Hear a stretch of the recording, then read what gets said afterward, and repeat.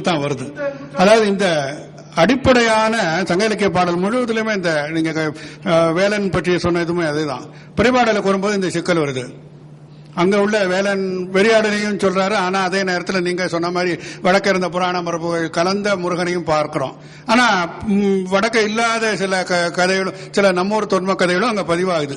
இப்போ ஒரு முழுவதுமான ஒரு பாடலை, இது பரிபாடல ஒரு பாட்டுக்கே இந்த பிரச்சனைன்னு சொன்னா, சங்க இலக்கிய பாடல்கள் பல்வேறு கால சூழலை பார்த்த பல்வேறு இனக்குழு சமூகத்திலிருந்து பேராசிரியர் வளர்ச்சி வரைக்கும் இருந்த கால பாடல்களை பின்னாடி வந்த ஒரு காலத்துல தொகுத்தவன் எந்த நோக்கத்துல தொகுத்தான், இதெல்லாம் பெரிய சிக்கல் இருக்கிற இடம். உங்களை நம்ம நிறைய விவாதிச்சிருக்கோம் இதை பற்றி. இதெல்லாம் பாடல்களை இப்பொழுது நீங்கள் ஒரு கண்ணோட்டத்தில் பார்த்து இதற்கு ஏற்றாற்போல் மட்டும் ஒரே விளக்கம் எடுத்துக்கொண்டு சொல்வதுங்கிறது முழுவதுமாகுமா? ஏன்னா இவங்க சொல்ற 4 வகை வர்ண பாகுபாடு, தொல்காப்பியத்திலே சொல்ற பாகுபாடு வேறையா இருக்குது, அங்க வரக்கூடிய வர்ணாசிரம பாகுபாடு வேறையா இருக்குது. இது எப்போ இதாச்சுது? அப்ப எப்போ எந்த நிலையில இது பஞ்சமர் நிலையா அல்லது அதுக்கும் கீழே தள்ளப்பட்டது? இதுக்கெல்லாம் நமக்கு இலக்கிய ஆதாரங்கள் மட்டும் போதாது, வேற சில சான்றுகள், குறிப்பா வரலாற்றுக்காரர்கள் ஏதாவது உங்க கல்வெட்டிலிருந்து சொல்லி கொண்டு வந்தால் ஒழிய நாம இதை முடிவா சொல்ல முடியாது என்ற ஒரு விவாதித்தேன். அதுவும் இங்க இலக்கியங்களை மட்டுமே ஆதாரமாக கொண்டுதான் இந்த கட்டுரைகள் தயாரிக்கப்பட்டிருக்கின்றன. பேராசிரியை இருக்கின்றார்கள், அவர்கள் வரலாற்று துறையை சார்ந்தவர்கள். அவங்களுடைய கருத்துக்கள் மற்ற இதுகள் வரும்போது என்னுடைய கருத்து அப்படின்னு எடுத்துக்கொண்டால், நம்ம சங்க இலக்கியத்தினுடைய காலகட்டத்தில் நீங்க எவ்வளவுதான் பின்னால கொண்டு வந்தாலும் கிபி 2ஆம் நூற்றாண்டுக்கு பின்னால யாரும் சொல்றதில்லை. ஆனா 2ஆம் நூற்றாண்டு வரையில் உள்ள அந்த சமூக, அதாவது இலக்கியத்தை மட்டுமே தரவுகளாக கொண்டு ஒரு சமூக சித்திரத்தை நம்ம உருவாக்கணும் அப்படின்னா அங்க ஏற்றதாழ்வுக்கான சிந்தனைகள் இருக்கு. ஆனா பிற்காலத்தில் வருவது போல எப்ப ஜாதி வருகிறது என்பது, ஜாதி என்பது எப்ப உறுதிப்படுவது கெட்டிப்படுகிறது என்று சொன்னால், அந்த ஜாதிக்கு என்று கருத்தாக்கங்கள் உருவாக்கப்படும் போதுதான் அது நிறுவனமயமாகுது. சுத்தம் அசுத்தம் அடிப்படையில் தீண்டாமை என்கின்ற ஒரு கோட்பாடு உருவாகும் போது, அதே மாதிரி மேலவர் கீழவர் என்கின்ற ஒவ்வொரு ஜாதிக்கும் ஒரு இடத்தை வகுத்து ஒரு படிநிலை அமைப்பு, ஒரு ஹீரார்கியை உருவாகும் போது, ஆனா இன்னாருக்குள்ளதான் கல்யாணம் பண்ணணும் அப்படிங்கிற ஒரு இறுக்கமான கோட்பாடு வரையறை வருகின்ற பொழுதுதான் அது ஒரு இறுக்கமான ஒரு அமைப்பாக உருவாகுது.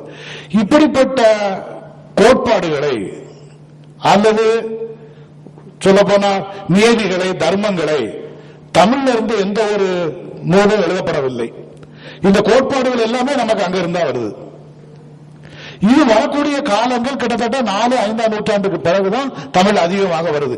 பல்லவர் காலத்துக்கு பிறகுதான் அங்கிருந்து வரக்கூடிய இந்த சிந்தனைகளும் அந்த மொழிபெயர்ப்புகளும் தமிழ் அதிகமாக வருகின்றன. ஏற்கனவே இருக்கக்கூடிய ஏற்றத்தாழ்வு, அங்கிருந்து வரக்கூடிய இந்த ஐடியாலஜி என்று சொல்லக்கூடிய கருத்தாக்கம், இதெல்லாம் கலந்து பிற்காலத்தில் அவர் ஜாதி என்கின்ற ஒரு தெளிவான நிறுவனமயமான ஒரு அமைப்பு உருவாகிறது என்பதுதான் என்னுடைய கருத்து.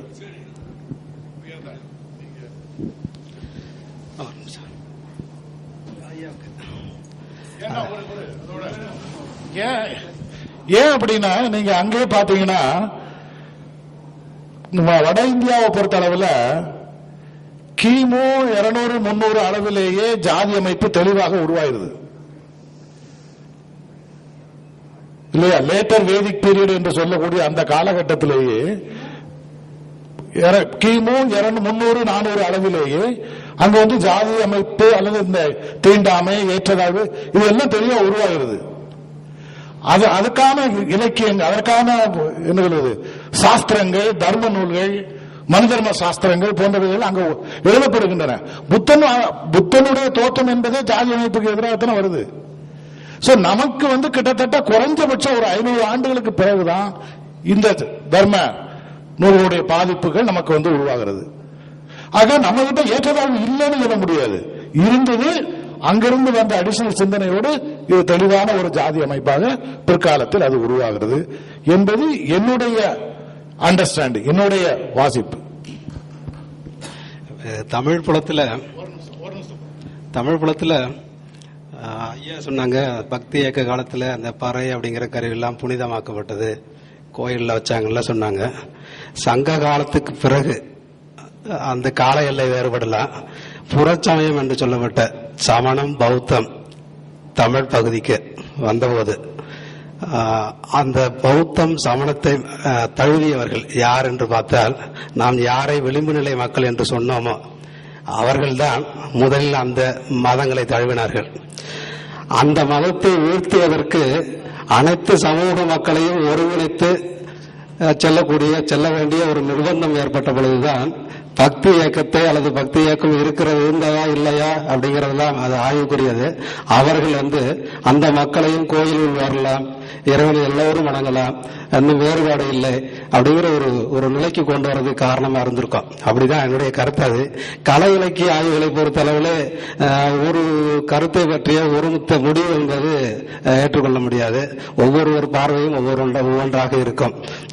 நான் சொல்வது எனக்கு கிடைத்த குணங்களை வைத்து நான் எப்படி பார்க்கிறோனோ அப்படி நான் கருத்து சொல்லியிருக்கிறேன்.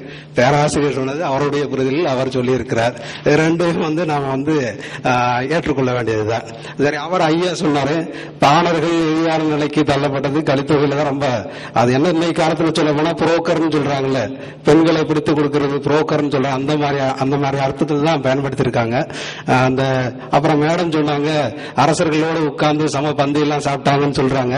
இன்னைக்கு எப்படி சம பந்திகள்லாம் போலித்தனமா நடக்குதோ அதே மாதிரிதான் அந்த காலத்தில் நடந்திருக்குங்கிறது என்னுடைய கருத்து. நன்றி. ஒரே ஒரு கேள்வி. என்ன மணி 1:35, அடுத்த செஷன் அவங்க 2 மணிக்கு ஆரம்பிக்கணுமா? கடைசி கேள்வி. பாடல்களில் குறிப்பாக கல்வியை பற்றிய பாடலில் கீழ்ப்பால் ஒருவன் கற்பின் மேற்பால் ஒருவனும் அவன்கண் படுமே என்று வருகிறது. ஆக கீழ்ப்பால் மேல்பால் என்று சொல்லுகிற போது அங்கே நீங்கள் சொல்லுகின்ற அளவிற்கு விழிநிலை, அதாவது அந்த அடிமட்ட மக்களாக பிரிக்கப்பட்டிருந்தார்களா என்பதை பார்க்கிற போது நான் ஒரு வரலாற்று ஆசிரியர் என்கின்ற வகையிலே எந்த விதமான ஆதாரமும் இவர்கள் மேல்பால் சேர்ந்தவர்கள் இவர்கள் கீழ்ப்பால் சேர்ந்தவர்கள் என்கின்ற ஆதாரம் இல்லை. ஆனால் தாங்கள் சொல்லியது போல பல்லவர் காலம் வருகின்ற போதுதான் இந்த சாதி வருண வேறுபாடு வருகிறது என்பதனை மீனாட்சி அம்மையார் அவர்கள் இந்த administration and social life in the history of the Pallavas என்கின்ற நூலிலே மிக தெளிவாக எடுத்து காட்டுகிறார்கள். அது மட்டுமல்ல, திருநாவுக்கரசருடைய பாடலிலே கூட ஆவுரித்து திண்டலையும் புலையரேனும் கங்கைவார் சடைக்கறந்தார் கண்பராகில் அவர் கண்டீர் யாம் வணங்கும் கடவுளாரே என்று அங்கே வருவதை பார்க்கிறோம். அங்கே புலையர் என்று ஆவுரித்து தின்பவர்கள் என்று வகுக்கப்பட்டிருக்கிறது. ஆனால் சங்க காலத்திலே மேற்பால் கீழ்ப்பால் என்ற அந்த பாடல் வரியிலே காணுகின்றோமே தவிர வேறு இடங்களிலே நாம் காணவில்லை என்பதை நான் சுட்டிக்காட்ட விரும்புகிறேன். அதே போலவே தாங்கள் சொன்ன ஒரு கருத்திலே இந்த தீண்டாமை கருத்து எப்படி வந்தது என்பதற்கு என்னுடைய பேராசிரியர் டாக்டர் கீரா அனுமந்தன், நாமக்கல் கவிஞருடைய மருமகன் அவர்கள், அன்டச்சபிலிட்டி இன் தமிழகம் என்பதிலே இந்த டேபு என்று சொல்லுகிறோம் அல்லவா, அந்த டேபு என்பது எப்போது வருகிறதோ அப்போதுதான் இந்த தீண்டாமை சாதி வேற்றுமை முதலியவை வருகின்றன என்பதை அவர் குறிப்பிட்டு காட்டி, எல்லோருமே உழவர்களாக வேளாளர்களாக விளங்கி இருக்கிறார்கள். எப்போது கல் என்பது இறைவனுக்கு வேண்டாதது என்று மாறுகிறதோ அப்போது அந்த கல் இறக்குகிறவர்கள் தீண்டாதவர்கள் ஆகிறார்கள். எப்போது அந்த தூய்மையற்ற துணிகளை துவைப்பவர்கள் துவைக்கிறார்களோ அப்போது அவர்கள் வேண்டாதவர்களாக மாறுகிறார்கள் என்று இந்த டேபு என்கின்ற நிலை வருகிற போதுதான் வருகின்றது என்பதை சுட்டிக்காட்டியுள்ளார் என்பதை இந்த அரங்கத்திலே நான் பதிவு செய்ய விரும்புகிறேன். என்னுடைய பெயர் பேராசிரியர் மங்கள முருகேசன். நன்றி. உங்களுடைய கருத்துக்கு ஒரு சின்ன எதிர்வினை. இடைக்காலகட்டத்தில் பக்தி காலகட்டத்தில் தீண்டாமை ஏற்றத்தாழ்வு இதெல்லாம் தெளிவாகவே இலக்கியத்தில் பதிவாயிருக்கிறது. நந்தனார் சத்திர கீர்த்தனையே நமக்கு தெளிவான சான்றாக இருக்கிறது.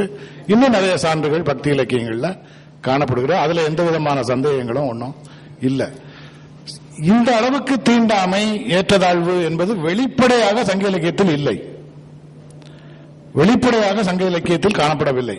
நீங்க சொன்னீங்கல்ல, கீழ்ப்பால் ஒருவன் கற்பின் மேற்பால் ஒருவனும் அவன் கண். இந்த பாட்டை தெளிவாக மேல் கீழ் என்கின்ற பிரிவினை தானே சொல்லுது. நீங்க சொல்லல, எப்படி சொல்றீங்க? கீழ்பாலும் சொல்லுது, அவ்வளவுதான், கீழ் சாலுன்னு சொல்லல. அப்படி அந்த மாதிரி தெளிவாக சொல்லலன்னு சொல்றேன் நானு. அந்த மாதிரி தெளிவாக சங்க இலக்கியத்தில் இல்லை. ஆனா மேல் கீழ் என்கின்ற பிரிவினை இருக்குதா இல்லையா? அந்த மேல் யாரோ கீழ் யாரோ அது பற்றி தெளிவான சான்று இல்லை. பிரிவினை இருக்கிறதா இல்லையா? அவ்வளவுதான். இதோட முடிச்சுக்கிடுவோம். அல்லது நீங்க தான் பசியோட இருப்பீங்க. மணி 1:40 ஆகிவிட்டது. இது பேசலாம், ரொம்ப இன்ட்ரெஸ்டிங்கான விஷயம் தான், ஆர்வமான விஷயம் தான். அப்புறம் வெளியில போய் வேணா அன்அபிஷியலா நம்ம பேசிக்கலாம். இதோட இந்த அமர்வை நிறைவு செய்கிறேன். இந்த அமர்வில் பங்கேற்றுக் கொண்ட உங்கள் அனைவருக்கும் தலைவர் என்கின்ற முறையில் நன்றி தெரிவித்துக் கொள்கிறேன்.